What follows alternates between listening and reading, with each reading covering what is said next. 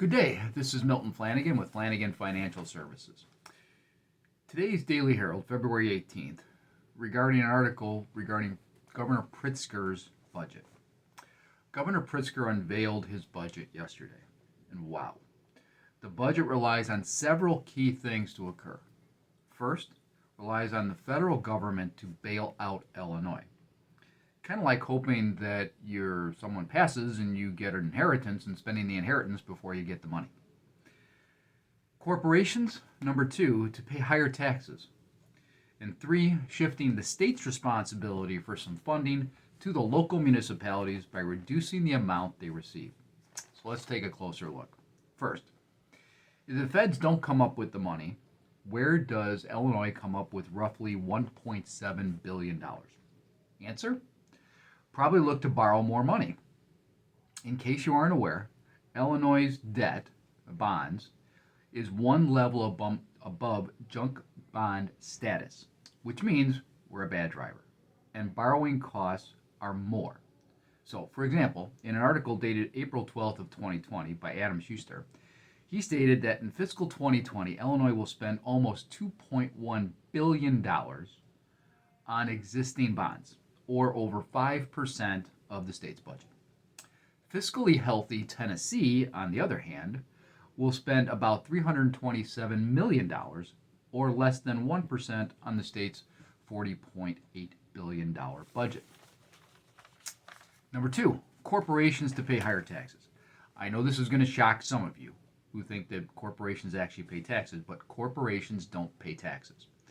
They may send a check to the state or the feds for the amount of what, quote unquote, the tax is for it, but the cost of the taxes are built into the cost of their products or goods and services. Do you think that the cost of a tube of toothpaste that you purchased doesn't include taxes? That's like saying renters don't pay real estate taxes when renters do pay those taxes, they're just included in the cost of the rent. In addition, let's assume that the business is able to increase and pass along the taxes. Who ends up paying the tax increase?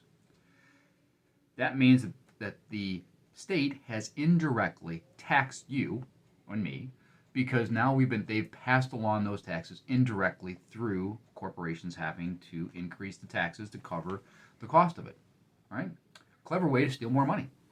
Now let's make a second assumption. Let's assume that the business isn't able to pass those costs along.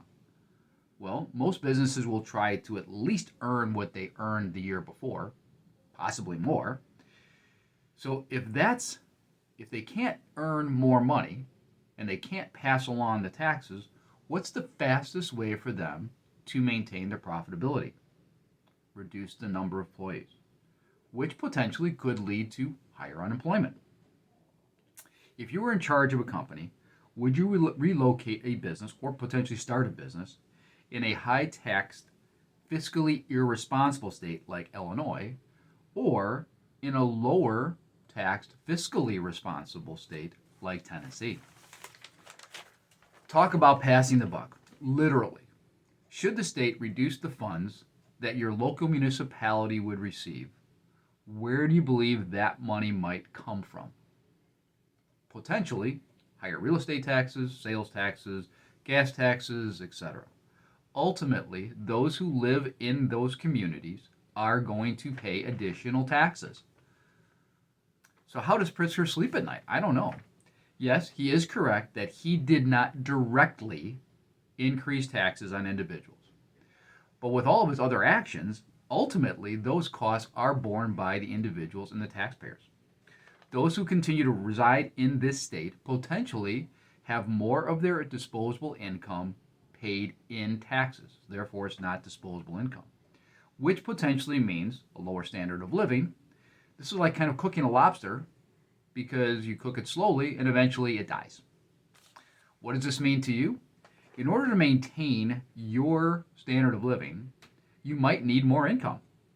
Money sitting in your checking or savings may not generate the additional income you need to cover these additional costs that you may end up having. Now might be a time for you to reposition some of your money to something that might earn you more interest and be able to keep up with these additional costs that you're potentially going to receive. If you'd like to discuss your situation in more detail and how we might be able to generate more income for you, please feel free to give me a call, Milton Flanagan, at 630-235-5273, or you can email me at mflanagan, that's F as in Frank, Lanagan, at FlanaganFinancialServices.net. You have yourself a great day.